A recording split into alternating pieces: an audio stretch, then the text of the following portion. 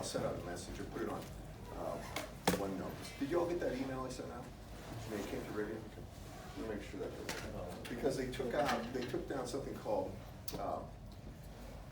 it's a course toolkit, and that used to allow me to email everybody. Now if I want to do this, I've got to go in Banner, and there are like 5 or 6 individual sections because of your laboratory work, and I have to figure out a way to get these, send all these emails, but I put together a mailing list so I can just send one email from my Outlook folder to everybody. And I put them on OneNote too. So, before I start, does anybody have any questions? Why is that door kicked open? Is there a problem? Well, if it doesn't get noisy, I'll leave it open. It doesn't matter to me, but I thought maybe they were locked or something. Is that door locked back there? Or not? You know? So, I don't think so. I mean, you can kick the chair if you want. It doesn't matter to me. Thank you. Now, any questions about the homework with op amps? Is there a, yes, sir? I had a question on, I don't know if you want to look at the location of the problem or Yeah. like me just tell it to you. Well, I do have 4.32. Yes.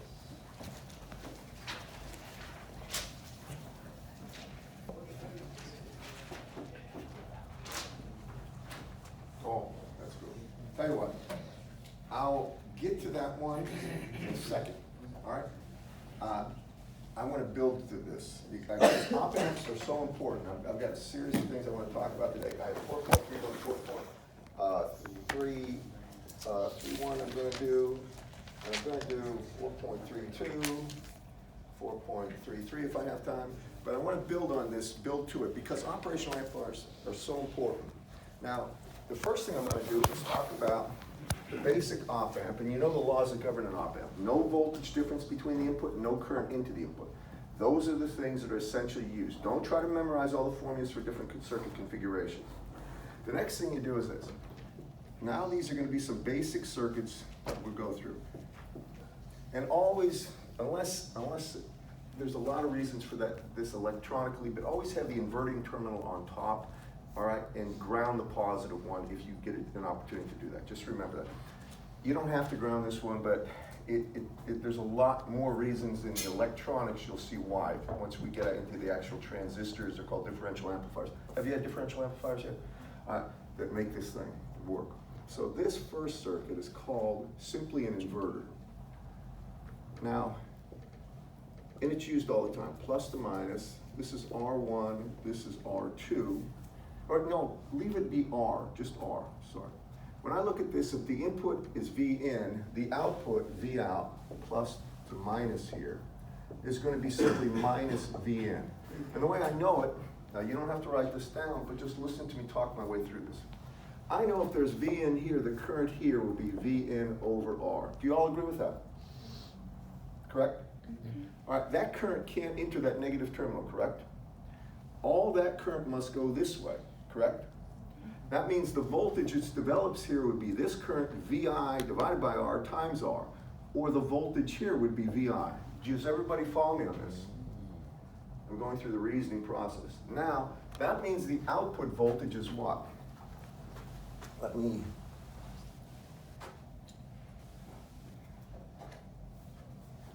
I put it as minus VI, that's what it is, but if you take a look at this, and I want to go through this. This is the way I determine the voltage at any point in the circuit. I always start at where it's 0, or this negative terminal is where I'm starting. This is the negative terminal of the voltage difference you want, right? That's 0 volts, that's 0 volts, right? That's 0 volts, that's 0 volts, right? This is a voltage drop of minus VI, and now into the positive terminal. That means the output is going to be minus VI. Do you all follow me? That means V out, and I call this AV, it's the voltage gain, which is V out over V in, is just minus 1. And that's why this circuit is called simply an inverter. Now that's the simplest possible circuit. It takes the input and just throws a negative sign in front of it. So if you had a sine wave here going up, there would be a sine wave here going down, same exact amplitude. You all see what's going on here. It's an inverter, we use them all the time. The next circuit is the simple amplifier. It's based on this one. As a matter of fact, let me do this right now so we can cover a lot of bases at once. Let's go into the S domain, nothing done in the time domain. Here, here's an op-amp. This is negative, this is positive. This is gonna be some Z1 here. This is my input voltage, Vn. This is grounded. I'm grounding the positive terminal. That's commonly done. Please remember that when you build things. Don't ground the negative terminal. You can, but you may find feedback and other things being a problem. Then there's going to be an impedance here, Z2. Here's your output voltage. Now the output voltage, whenever you just see one lead there and it's got a positive, it's always assuming the other point where the voltage is determined is at ground. Grounds are used extensively. And ground just means 0 volts. That's all it means. When I look at this, and I'm just going to take you through this so you see how easy it is. Remember the laws. No current into the terminals, input terminals, no voltage difference across them. That's all you have to do. For this one, I know since there's 0 volts here, there's 0 volts there. Correct, class? It's not, there's no mystery in this. That means the current through here would be VI minus 0 over Zn. So it's simply VI over Z1. I should say Z1, not Zn. Agreed? Now if that current's flowing in, I know the voltage difference there would be the current times the impedance. Well, the current is VI over Zn, right? Times the impedance, this is Z2, is going to be simply Vn times Z2 over Z1. It's pretty obvious, right? And that means the output voltage is what? Well, I start at 0, I'm starting here at 0, come here, 0, it's 0 here, and it's a voltage decrease of minus VI times Z2 over Z1. And actually, that means the voltage gain of this circuit is V out over Vn is just minus Z2 over Z1. Does everybody follow me on that? It's straightforward. Now the reason I'm doing this is we're gonna go, when we do our analysis, we go in the S domain. There aren't gonna be initial conditions on these things you have to worry about. These are block diagram circuits for realization of filters and other things. But you'll see this in time. I'm just trying to give you a peek at what's coming. Now, that'll allow me to pretty much do anything in terms of impedance here, impedance there, and what the output is. And we're gonna get to some more circuitry. Now, the next circuit I'm gonna show you is something called a summer. It's actually an inverted summer.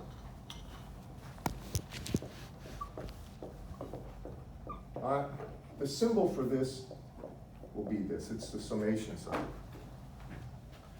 When we talk about the summer, this is going to be, and put down inverted too. An inverted summer, but you don't have to worry about the inversion because anytime you got something that's coming out, it's the negative what you want, you just run it through an inverter and you get the positive. So it's not a big deal. Do you all follow me on this, class? And that's why I put that up there separately instead of just this. All right, well, summers are this. You're going to have, it doesn't matter how many you have. I'm going to leave these all be just R1. All right, going to tie them together and can come down having any number. And this is going to be V1, V2, V3, and we could keep going on and have as many as you want. And then we're going to take these, put them into the negative terminal. There's a positive, ground that one. And then I'm going to have some resistor here. And for the sake of argument, I'm just going to leave this to be R1. Now, I can tell you that we could expand this. So this is going to be plus to minus V out. Now, I want you to follow me on this one, because this is where people can actually sort of mess up. They will think, well, they're all in parallel. It's just V, 1, 2, 3 divided by 3 over R1 divided by 3. They'll think all sorts of crazy things. You don't think that way. You think the way you should. You know that there's 0 volts here, right? Agreed? Mm-hmm. That means there's 0 volts here. Agreed? Now, I think your minds see what I'm about to do. That means the current here is just V1 over R1. The current here is V2 over R1. The current here is V3 over R1. Do y'all follow me? Make sure you see it. Do y'all agree with that? All right, where's all that current gotta go? Together. It cannot go this way, can it? That is forbidden. Nothing goes in or out of the negative terminal. These are ideal op-amps. Agree, class? In reality, an op-amp has an extremely small trickle current that you're going to cover in electronics. I can get to that. If I have time, I'll get to it. If there's a lot of interest, I'll do it. But I have to first I have to make sure you understand analog circuits before I do it. And you haven't had that yet, have you? Do you take it now or not? You're taking digital. Does he go through any leakage current at all? No. He does?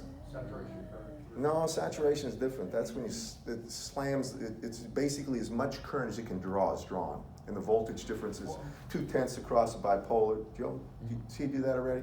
Yeah. That's another issue. Leakage current is the current when it's gonna draw through the transistor base even when it's in an off state. And I can't get to that now if you haven't had it. So when I take a look at the output, well, what is it gonna be? Well, it's going to be the sum of all these currents, right? Times this resistance. So I could say the voltage here is really going to be, this would be the voltage here. That V right here would be equal to really 1 over R1 times V1 plus V2 plus V3. And you could keep on adding as many as you want. Do you all agree with that? That's the voltage plus to minus here, but the output voltage will be the negative to that, which will be minus 1 over R1, V1 plus V2 plus V3. And that means that the voltage gain of this, and I'll get out of your way, is actually minus, and it would be quantity V1, because remember, it's this, the voltage is this times R1. I didn't put R1 up here. So it's this times R1. And the R1s cancel, don't they, class? The current is all these divided by R1 times the resistance. If it's R1, it's just adding them all up, but there's a negative, so that's really this. The output voltage is simply minus the value of the sum of the input voltages. Do y'all get me? Now, if you wanted the positive value, you just run it through, put that as the next stage, the inverter, and now you have the positive value, the sum of the voltage. Y'all follow me in this? Back in the day when I was in college, these are analog systems. It means for continuously varying signals, these work. They work in real time. Nowadays, we don't do this. We have digital computers, and that's something I'll get to later. But back in the day when we had computers, and we wanted to do something like simulate a rocket, the flight of a rocket or something, based on differential equations. I'm going to show you how we can do it with these components. And we would literally take a board, and we had leads, and you plug in things. We build like that stage, this stage, literally on a board with plugins, and we get the input-output characteristics we wanted. Now, I'll get to more of this later, but just to try to understand how far we've come. You don't even touch that anymore. Everything you do is digital signal processing nowadays, right? In your laboratory work, you get exposure to analog circuits, resistors, capacitors, transistors, inductors, switches, stuff like that, but they're not used to do signal processing. They're used to do amplification or possibly extract a signal from a sensor type thing. But we've come a long way, and you'd be thankful you have. All right, so that means V out over Vn on this, V out over Vn is just the sum of all the voltages with the negative sign. That's a summer, correct, class? Now here's the ones I want you to pay attention to that are important too. All of these are important, but I'm building so I can get to your question. Yeah? Can you run me through the middle inverter? This one? All right. First, I have to make sure you see that this is the current I1 flowing through here. Do you understand that? Well, that current, how much of that current can go in the negative terminal? None, right? Where does it have to go? This way, right? All right, take that current, I1 times Z2. All right, I1 is V1 or VI over Z1, right? Times Z2 is right there, correct? Now you'll notice that's plus to minus means the output voltage is going to be negative. That voltage. Understand, everybody? Could I get a show of hands how many understand that? It's it's critical you see that, or you can't see anything else. Nothing will make sense. All right, now this is typically given the symbol AV. It's the voltage gain of the circuit. When I say gain, it means how much the input is weighted by to get the output. It's weighted by this AV, which is in this case it's not Wait, is the voltage output. I shouldn't put voltage gain. That is the output voltage. Agree, class? That's just the output voltage. I can put, because you have 3 input voltages, not 1. You don't have a true voltage gain, my bad. But in most cases where you have a single input, the input times the voltage gain is the output. And they always use that term gain. It doesn't necessarily mean it's bigger than 1. The gain can be minus 0.1. That's the gain because it's what the input is multiplied by to get the output, and that's critical. Next thing, now we're going to get into things that have to do with differential equation solutions. And let me erase these. Is everybody cool with me erasing these? Because I need this board. I really do wish I had one of those physics things. We have 3 chalkboards. I don't know why they don't bring, physics is the only, maybe math has it. Do your math classes have those boards too? Man, I'm jealous. I've never seen them in engineering. In any of the buildings around here, I've never seen it.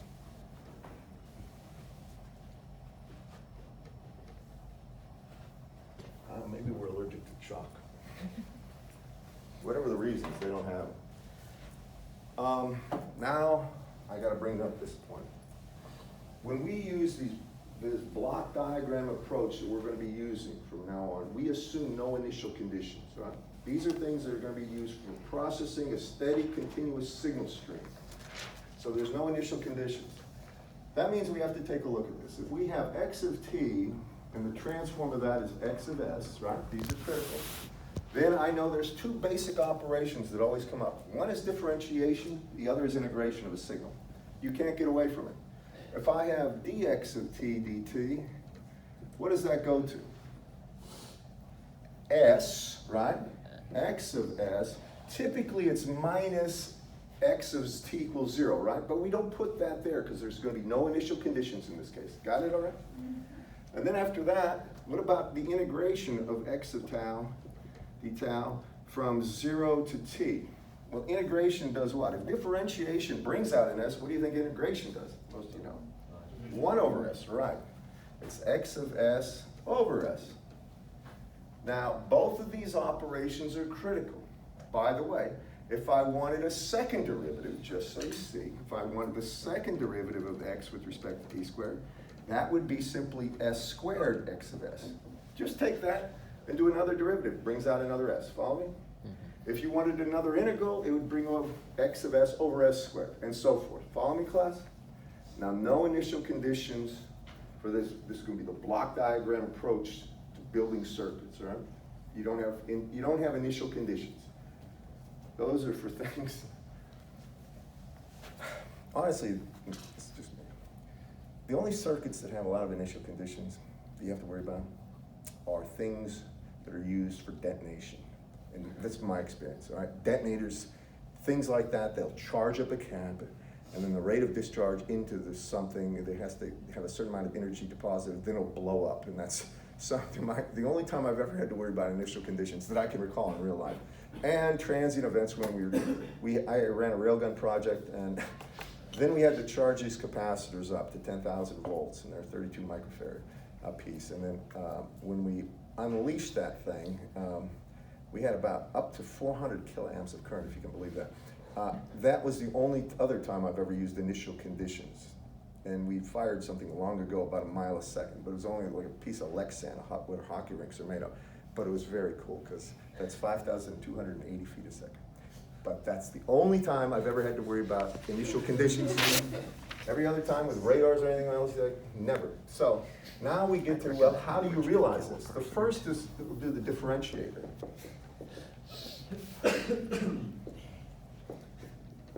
All right, for the differentiator, you put a capacitor up front. Here's your Vn.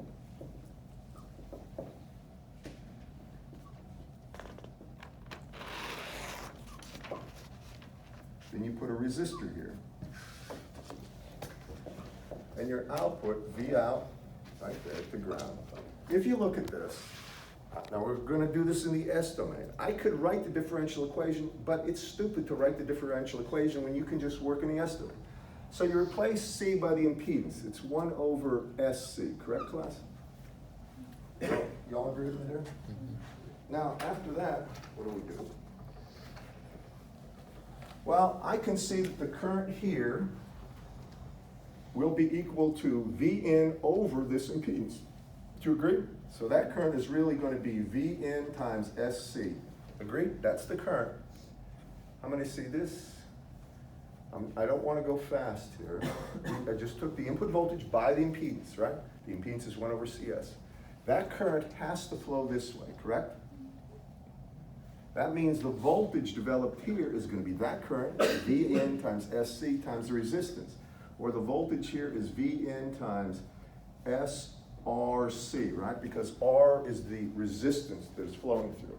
Take a moment and gather yourself. You all see this, class. The current is Vn-Sc, right?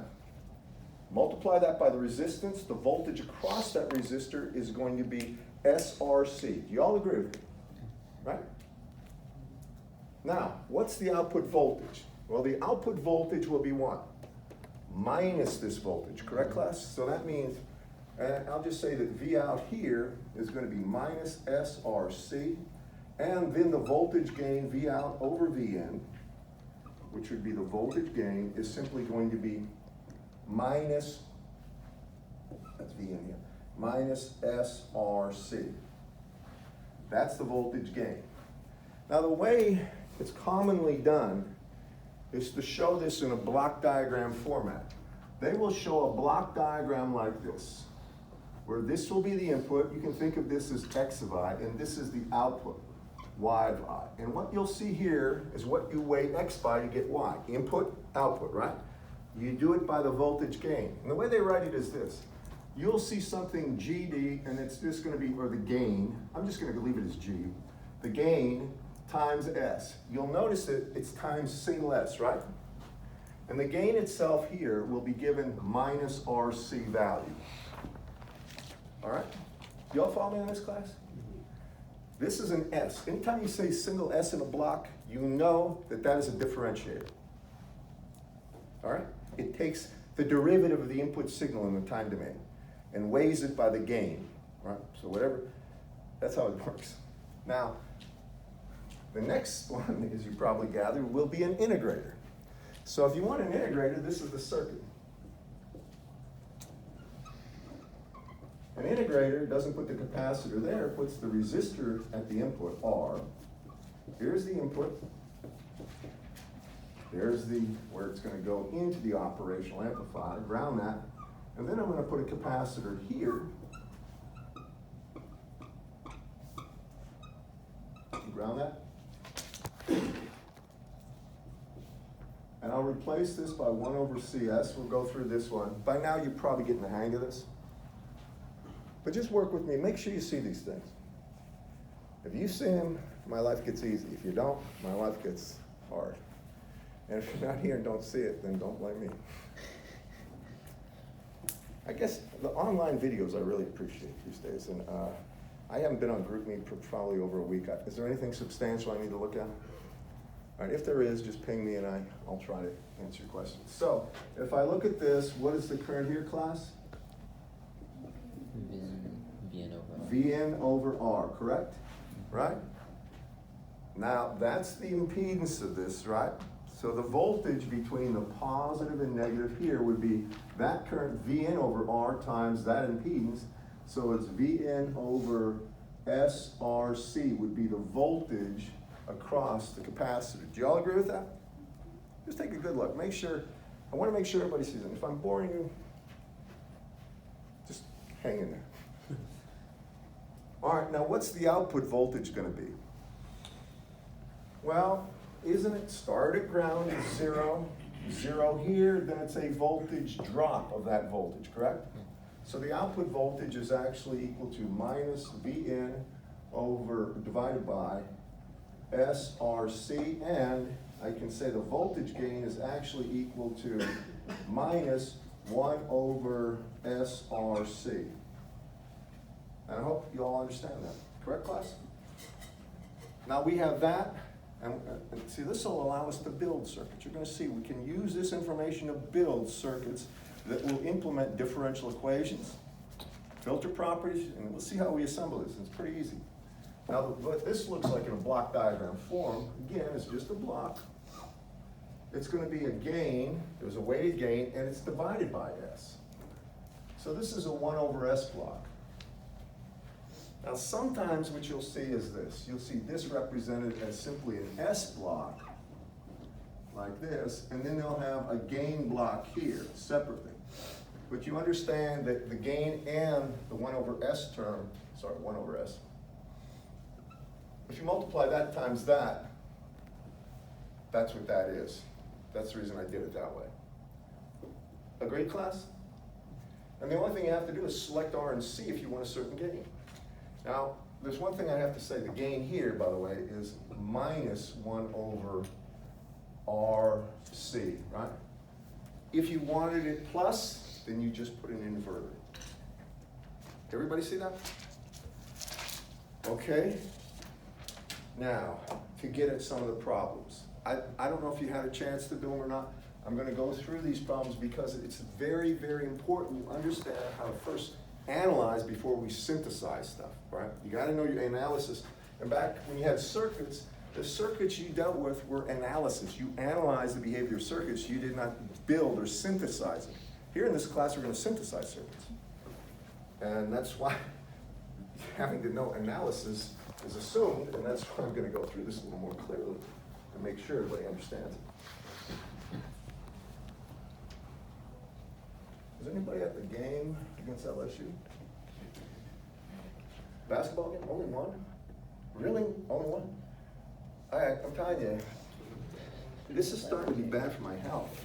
I almost go to the ER. That was going to have a heart attack. That was the wildest game I think I've ever seen that early. I thought we were foregone conclusion we were going to lose, and what do they call it? Pearl Jam? Sure. It was Pearl Jam. He just went bananas, and his team went bananas. Okay, now, a couple of circuits I want to go through. I'm trying to build on the complexity, so we just don't jump into something way over our head. And I hope you don't mind me taking you through it this way. Everybody see what I'm showing you there? And you all got that? All right, let's go through. This is 431 first. Is this the one you asked about? I'd like to do it. I don't remember if it was or not, but we're going to start there anyway.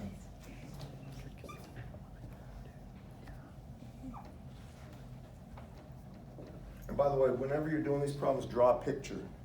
Anytime you can, draw a picture to represent whatever is talked about. And if it's a picture in the book, repeat it, redraw it, and go through it. That's my advice, at least.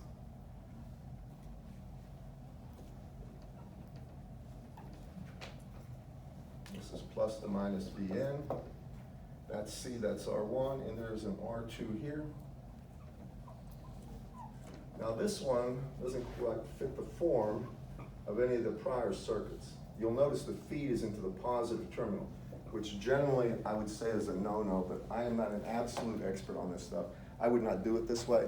It's mainly done to provoke you to thinking. All right, now when you look at this circuit, you know what to go for, the voltage on one of the two input terminals, right? That's what you need to do the analysis. Do you all follow me on this, class? When we take a look at this, we know Vn is right here, right? How many tried this one, by the way? Right? Okay. Now, what's the voltage here? It's got to be Vn, right? What's the next logical step? You get voltage, next thing is current, correct, class? Next is current. Well, what's the current to ground here? Remember, that's 0 volts there. That current I1 in this direction would be simply Vn divided by R1 plus 1 over CS. Do you all agree with that? Agree? Voltage divided by impedance is current. They're in series, you add them. Correct, class? All right, where's that current going? Is any coming in or out of the negative terminal? No. None can go there. If you want to do yourself a favor, do that. I mean, just disconnect it so you don't blow it. All right? All the current has to come through here, right? And this is R2. That means the voltage here, and now it's plus to minus there because the current's going this way, right? The voltage here is going to be what? I'll call it VR2. That's going to be this current, which is Vn over R1 plus 1 over SC times R2, correct? Agree? Just take a look at it, make sure you see this. Everybody agree with that? Right? Now, what's the output voltage? The output voltage is not that, by the way. You always start at ground, don't you? You start at ground, and you see that the output voltage is going to be what? Increase of VI, correct, class? Everybody agree with that? Then it's going to be what? Another increase of this. It's that plus, and then it's going to be VI over R1 plus 1 over SC. Take a look at that. I want everybody to make sure that you see exactly the steps I've taken and why I've taken them. What did I do wrong? We multiply by R2. Ah, sorry, you're right. There's an R2, my bad. Thank you.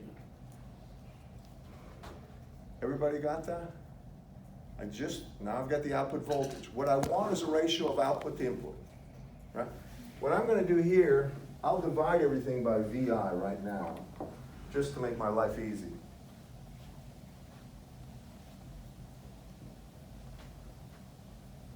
Right? And that is my voltage gain, my AV for the circuit, right? Now, what I want to do is get everything in terms of a polynomial on top, the numerator, and a polynomial in the denominator. That's the way I always want to do this, and you'll see why I'm doing this all the time. That's perfectly valid, but it's not very useful. So what I'm going to do first of all, if you just follow me on this, I'm going to multiply top and bottom of that one by S, all right, to get rid of 1 over S. All right? Now the next thing I'm going to do, and I think you see what I'm up to here, the next thing I'm going to do is divide by R1. Follow me? I want S here to have just coefficient of 1. It's the highest power of S, right? So when I divide by R1, I get R1 down here, and then I get R2 over R1 here. Right? Agreed? Now I'm going to get a common denominator. So I'm going to replace 1 by S over 1 over RC plus C divided by S over, divided by S over plus 1 over R1C, right? So now this looks like this. Common denominator, I have S plus 1 over R1C, and now I have S plus 1 over R1C plus, and then it's going to be S times R2 over R1, right? I'm just making sure you see what I'm doing. Take a good look. This is not magic here. I hope I don't miss anything. Now what do? I group terms, right? For the coefficients of S on top are going to be 1 plus R2 over R1, right? And then what am I going to get? Now I'm going to get this whole thing is going to be S times the quantity 1 plus, and it's going to be R2 over R1, right? And then it's going to be plus 1 over R1C, and it's divided by S plus 1 over R1C, and that is the functional form that will be given as AV of S, or simply the transfer function H of S. I like the term transfer function H of S more than I do AV of S. They mean the same thing. If you're building amplification circuits with transistors, or anytime you're talking about it's truly an amplifier, A is usually used because it stands for amplification. But typically, H is used for transfer functions because it is the Laplace transform of the impulse response of that system. That's the reason I use the symbol H. Got it? And did he just ask for the transfer function for this one, or what did he ask for? Oh, he wants H of t, right? And he gives values. So if we want H of t for this one, how do we get, yep? Is that supposed to be a negative or no? It looks No, like no, it's positive. It's not? It's positive. Okay, all right, That's it just just the looks like it. continuous. Okay. It's all positive. All right. Now, if we're going to do that, can somebody just tell me briefly, I have 1 over R1C, what is that value? I don't want to call it tau, but I need the value. Can anybody tell me what it is for this one? In this problem, R1 is 1K, and C is, so it's 10 to the third times 10 to the minus 6, so it's 10 to the minus 3 is R1 So this is really 10 to the third, right? Because we have R1 equal to 1,000, or 10 to the third. We have R2 equal 4 times 10 to the third, and we have C equal 10 to the minus 6. Don't we, class, on this problem? Correct me if I'm off base here. Agreed? So I need this constant, 1 over R1C, and that's 10 to the third. R1 times C would be 10 to the minus third. 1 over that would be 10 to the third, correct? The next constant I need is R2 over R1, and that's simply 4. So R2 over R1 is simply 4. And I think that's it. Do you agree with me? Now I'm going to go ahead and replace it right there if that's okay with everyone. So anytime I see 1 over R1C, I put in 10 to the third, or 1,000.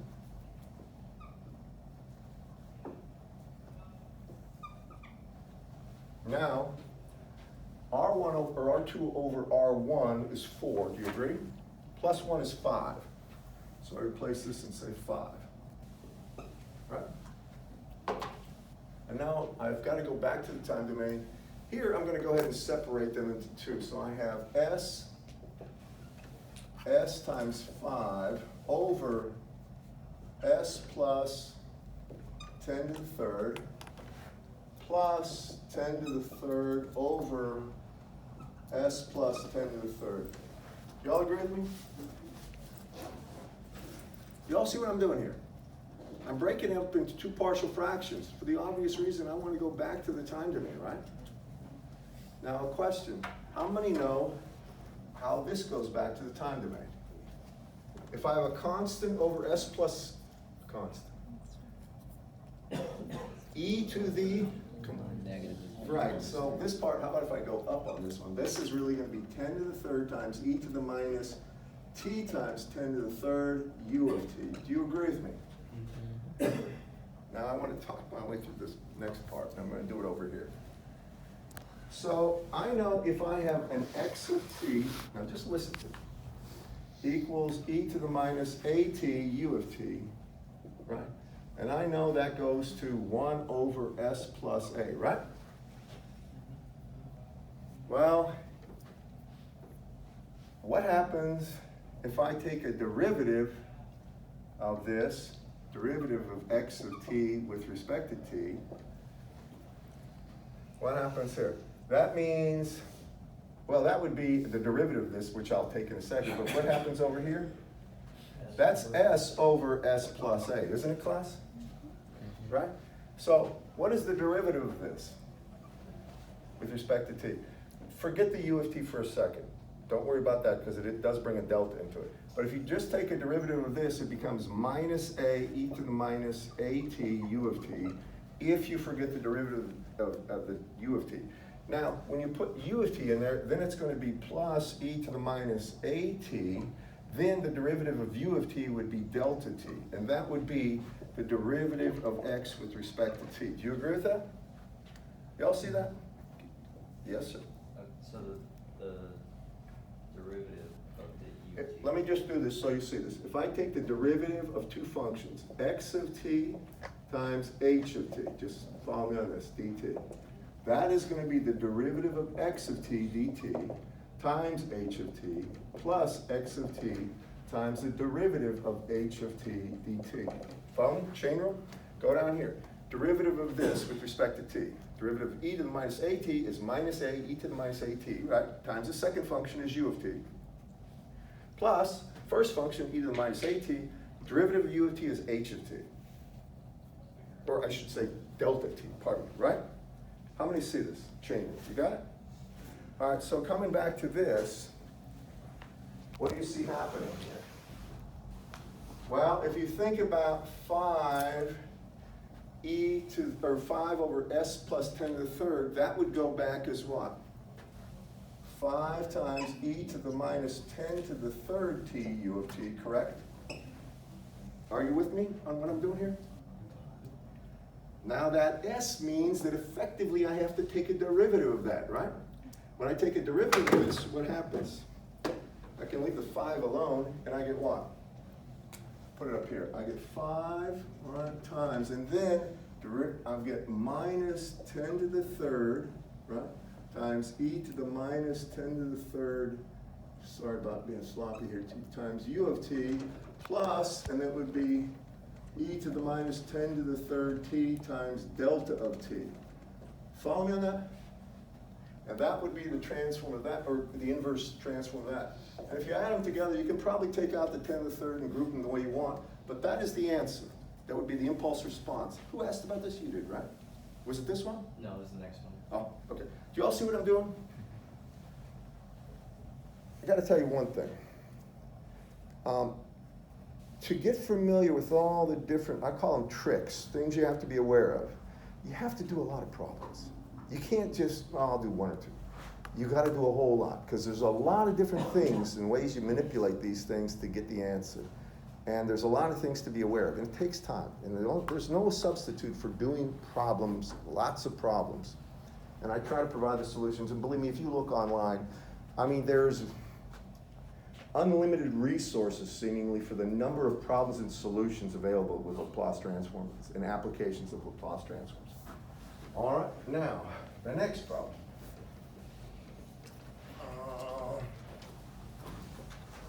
I'm going to get into circuit synthesis in 1 second. Well, maybe not today, but I'm going to get into it. And that's, that's really when it's interesting, in my opinion, because you can now, you start to see how you can actually build things. And the minute I see how I can build an amplifier for my own purposes, then I get interested. I wish I had a course in here on how to build speakers, really. It'd be an acoustics course, not just speakers, but probably all sorts of things, like sound studios. I would love to take that. 32? Is that the one you asked about? Yes.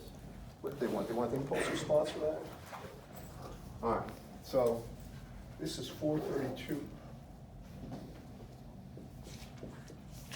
This one I'll slow down on. They have an input voltage here, plus or minus Vs. Then I've got R1. You're gonna have to keep me straight on this one. Then they have R2. Then they have it going, a capacitor going to ground. That's C2, right? And that's going to ground, it's grounded.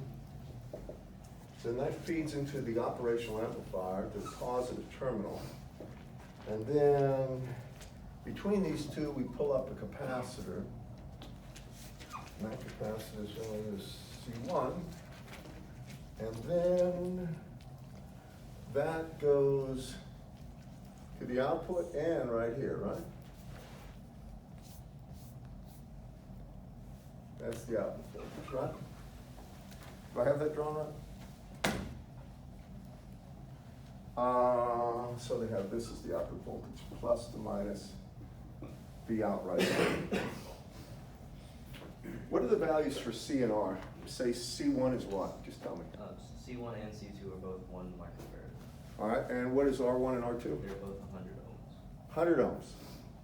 Okay, this is going to be nice. So really, we just need R1 there. We don't need R1 and R2, and we don't need C1 and C2, just C1, since they're identical, correct?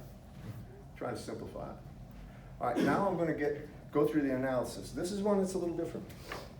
There is no quick and easy way to see what the voltage is here in terms of an absolute voltage. We don't know if it's V in, right? But if you look, it's got to be V out right here. That's V out, right? Correct? Everybody agree?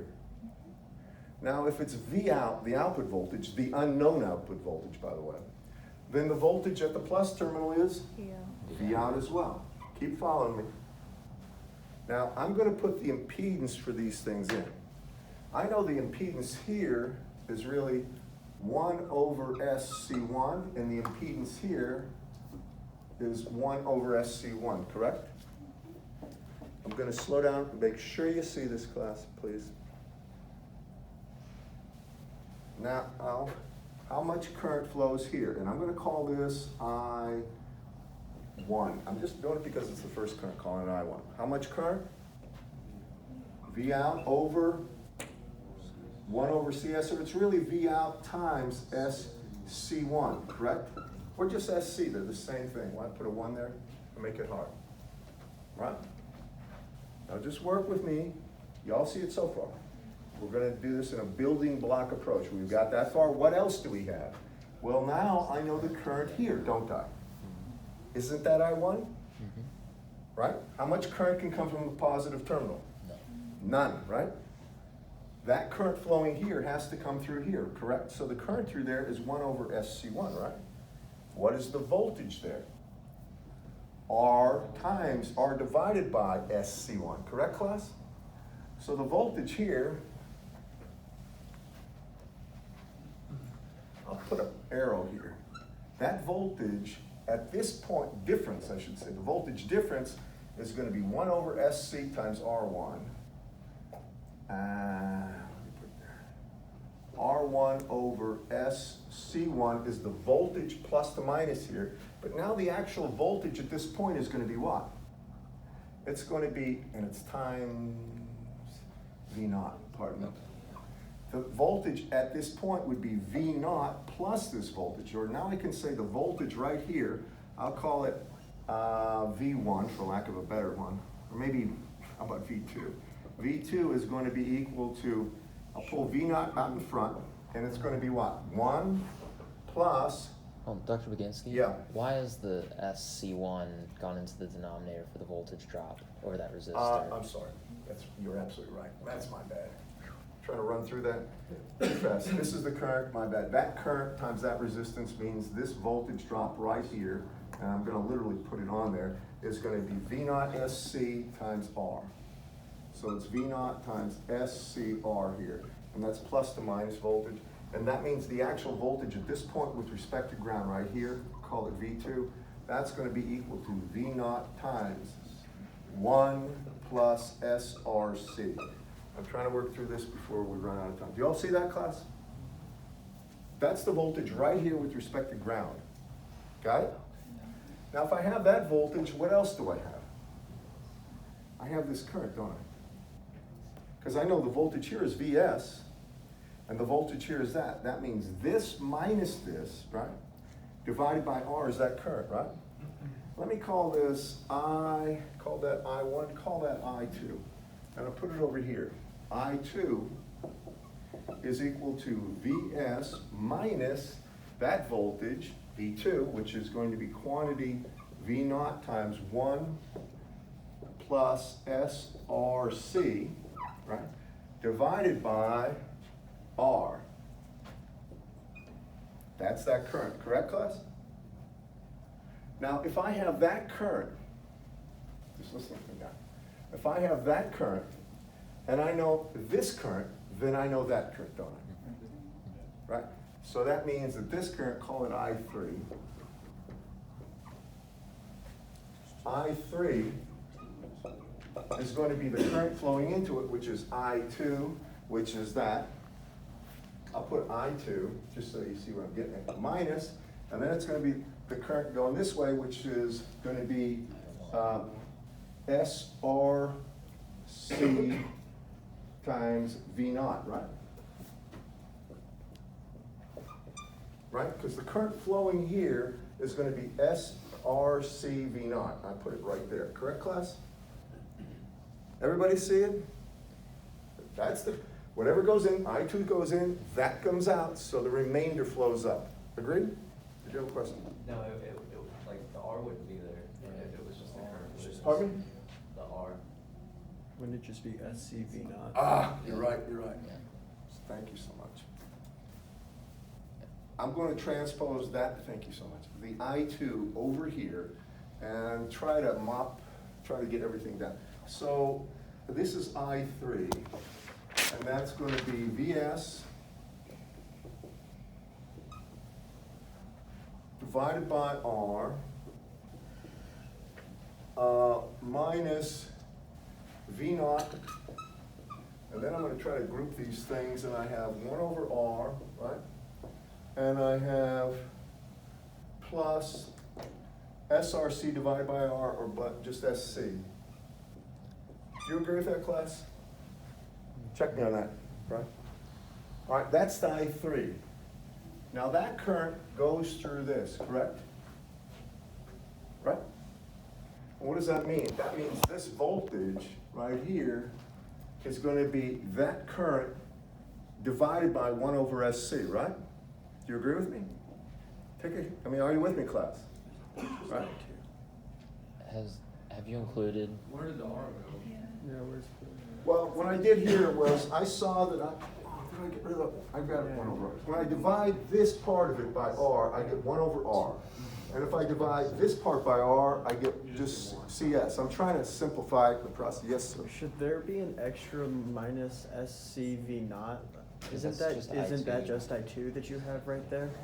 Yeah, I'm still completing it. Oh, You're okay, absolutely- okay, sorry. I want to make sure then you're going to have this. Right, this is just that I2 over there. Now I have to subtract minus, I'm sorry about that, S times C times V naught out in front. I want V naught out in front. Are you with me?